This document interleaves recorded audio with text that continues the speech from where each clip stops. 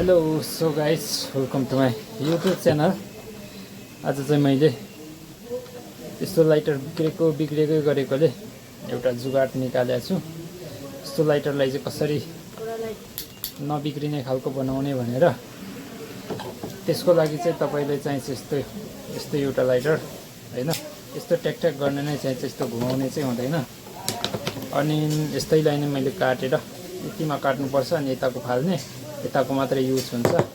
मैले काटेको छु हैन, यो चाहिँ अलिक लामो साइजको छ।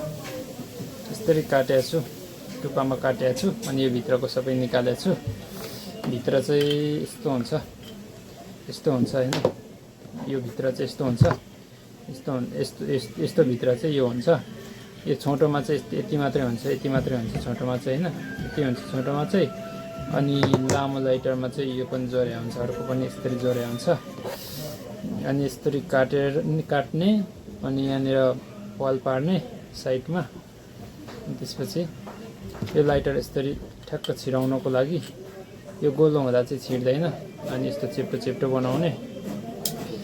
यति गरेपछि यसलाई ठक्क यो भित्र लाउने हैन, यसरी लाउने। अनि त्यसपछि यो लाइटरलाई यो थिच्ने चाहिँ यो पल भएकोपट्टि बनाएर यसरी ठ्याक्क लाउने, यसरी लाउने। अनि यो पल जुन काटीले यस्तो पल पारेको छ हैन, यस्तो पल पारेको छ, त्यही काटी चाहिँ यहाँनिर छिराइराख्ने, यसरी छिराउने हैन, यसरी छिराउने। अनि ठ्याक्कै यहाँ थिच्ने छ नि, यहाँनिर थिच्दा चाहिँ यसरी लाइटर बल्छ हैन। अनि यसरी चाहिँ यो लाइटर बिग्रेपछि काम छैन नि, त्यसपछि यस्तो बनाउन सकिन्छ।